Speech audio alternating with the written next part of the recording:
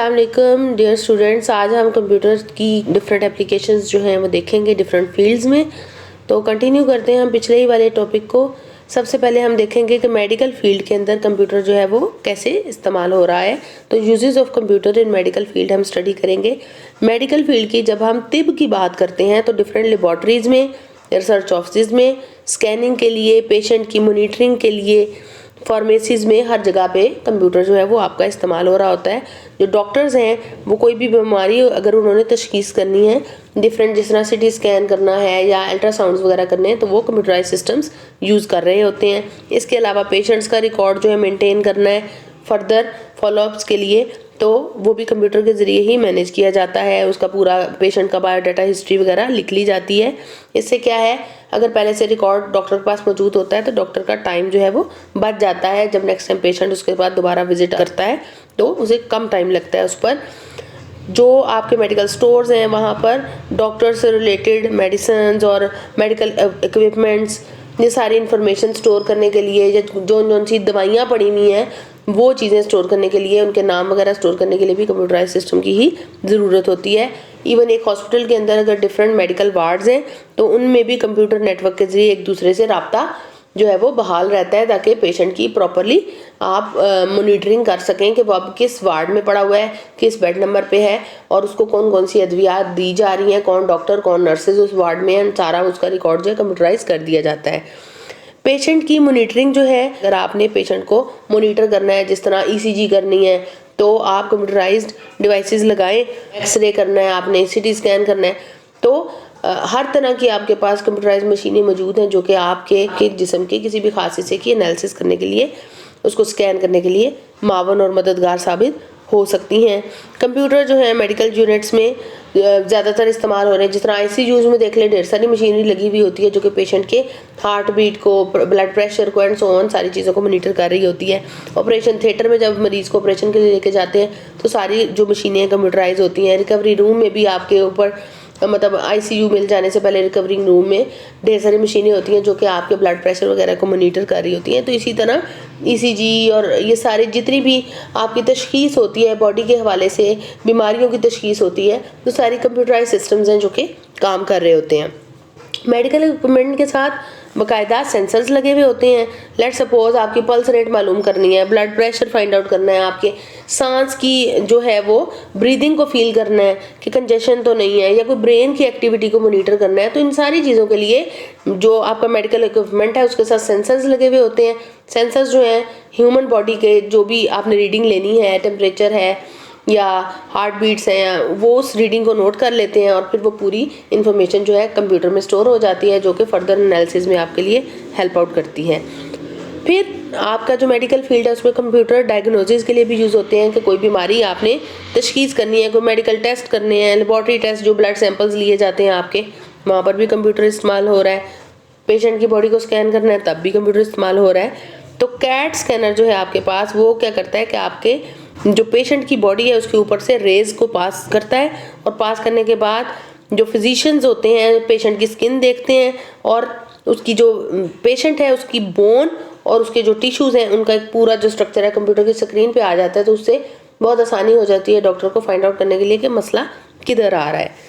इसके अलावा life support systems जो हैं वो भी कंप्यूटर को इस्तेमाल कर रहे हैं। जो डिसेबल्ड पर्सनस हैं, ठीक है, जो माजूर हैं, उनके लिए ये बनाए गए हैं कुछ मेडिकल डिवाइसेस हैं जो कि इनको हेल्प आउट कर रही होती है। जिस तरह कुछ लोग गूंगे बहरे होते हैं, उनके लिए भी ख़ास किस्म की डिवाइसेस हैं जो कि यूज़ की जा रही होती हैं ताकि वो अपने जो रियल लाइफ के मामलात हैं वो चला सकें। साइंटिस्ट जो हैं नित नई ईजादात की ट्राई करते रहते हैं। इवन ये भी ट्राई होती है कि जो ब्लाइंड पर्सन हैं वो किसी ना किसी तरीके से थोड़ा बहुत देख सकें, तो इसलिए भी ढेर सारी मशीनरी या ढेर सारी इक्विपमेंट्स बनाई जाती हैं। नेक्स्ट बात आ जाती है, जो कंप्यूटर है वो एयरलाइन सिस्टम में कैसे यूज़ होता है या फिर वेदर फोरकास्टिंग में कैसे यूज़ होता है। तो एयरलाइन सिस्टम के अंदर जब यूज़ होता है कंप्यूटर, नंबर ऑफ़ सीट्स हैं, पहले तो उनकी बुकिंग के लिए यूज़ होता है, ठीक है।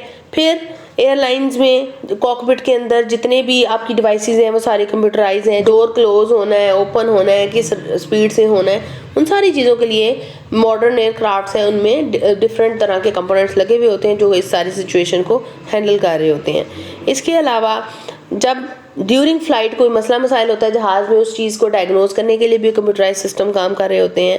पैसेंजर्स जो हैं वो हैंड हेल्ड कंप्यूटर जो है या डिवाइसेस जो हैं वो यूज़ कर रहे होते हैं ड्यूरिंग ट्रैवलिंग, ताकि उनका दिल लगा रहे उस जितना भी वो सफ़र कर रहे हैं उस टाइम के दौरान। तो ऑनलाइन चीज़ों की जो एक्सेस है, डिफरेंट रिसोर्सेज की जो एक्सेस है, तो उसके लिए भी कंप्यूटर ही इस्तेमाल हो रहा होता है। इसके अलावा अगर एयरलाइन सिस्टम की बात करते हैं तो जो सीटें रिजर्व हुई हैं, मैं चाहे लाहौर में बैठी हूँ, कराची में बैठी हूँ, तो जो भी मैं जिस भी जहाज़ में जाना चाहती हूँ मैं वहाँ की सीट आराम से घर बैठ के बुक करा सकती हूँ। तो इस चीज़ का सारा ऑनलाइन रिकॉर्ड कंप्यूटराइज सिस्टम ही चला रहे हैं। और फ्लाइट कब आएगी, किस सिटी से किस सिटी को, या किस कंट्री से किस कंट्री की फ़्लाइट जो है वो कौन सी एयरलाइन की कितने बजे जा रही है या आ रही है, उस सारी का रिकॉर्ड भी आप कंप्यूटराइज सिस्टम्स के थ्रू देख सकते हैं। नेक्स्ट बात आ जाती है वेदर फोरकास्टिंग की। जो कंप्यूटर बेस्ड सिस्टम्स हैं वो वेदर फोरकास्टिंग या वेदर की प्रेडिक्शन कि आज मौसम कैसा रहेगा, शाम में बारिश होगी या कल दिन में गर्मी होगी या कितना टेम्परेचर रहेगा, उस सारी चीज़ को भी जो है वो प्रेडिक्ट करने के लिए कंप्यूटराइज सिस्टम्स यूज़ हो रहे हैं। और बड़ी एक्यूरेट कैलकुलेशन होती हैं, डिफरेंट मटेरियोलॉजिकल डाटा लेके उस पर डिफरेंट कैलकुलेशंस के बाद ये जो है आपके पास मौसम की खबरें पहुंच रही होती हैं। इसके लिए डिफरेंट वेदर स्टेशंस होते हैं जो कि डिफरेंट जगहों पे ज़मीन पे लगे हुए होते हैं। वेदर सेटेलाइट्स होते हैं, उनके ज़रिए पहले तो इन्फॉर्मेशन को गेट किया जाता है, डाटा को कलेक्ट किया जाता है, फिर जो भी डाटा कलेक्टेड होता है उसका कंप्यूटर मॉडल बनाया जाता है और फिर वहाँ से आप प्रिडिक्शन करते हैं, पेश गोई करते हैं कि जी वेदर आपका फर्दर कैसा रहेगा अगले आने वाले चंद दिनों में या 2-3 दिनों में, या जितने भी दिनों की आपने फोरकास्ट करनी है। इस सिस्टम की जो एक्यूरेसी होती है 70% से लेकर 90% तक, ये जो भी डाटा हमें आउटपुट दे रहा होता है, रिजल्ट दे रहा होता है, वो ठीक होती है, करेक्ट होती है इन्फॉर्मेशन। यूजुअली अगर आपको कहा गया है कि कल सुबह बारिश हो जाएगी तो वाकई में हो भी जाती है। तो इस तरह कंप्यूटर जो है आपको हेल्प कर रहा होता है डेली लाइफ की डिफरेंट एक्टिविटीज़ को परफॉर्म करने के लिए। लेट सपोज अगर कल बारिश है तो मैं कोशिश करूंगी, मैंने ग्रॉसरी करने जाना है तो मैं आज ही अपना सामान ले आऊँ ग्रॉसरी का, कल पे ना डालूँ, कल हो सकता है वेदर की वजह से मैं ना जा सकूँ। तो डेली लाइफ की जो रूटीन है आपकी वो बड़ी ज़बरदस्त रहती है। कुछ बिजनेस जो है वो वेदर फोरकास्टिंग पर डिपेंड भी कर रहे होते हैं, जिस तरह फसलें जो हैं उनका ख़ास वक्त होता है कटाई का उनका, तो अगर वेदर फोरकास्ट है तो उस हिसाब से फसलों को पहले कट किया जा सकता है कि बारिशें बाद में होने वाली हैं जो कि नुकसानदेह हो सकती है फसलों के लिए, तो आप पहले कट कर लें उन फसलों को। तो इस तरह से वेदर फोरकास्टिंग किसानों के लिए भी बड़ी फ़ायदेमंद चीज़ है। पाकिस्तान में गवर्नमेंट का डिपार्टमेंट है जो कि वेदर फोरकास्टिंग के हवाले से आपको इन्फॉर्मेशन देता है, वो है पाकिस्तान मेट्रोलॉजिकल डिपार्टमेंट।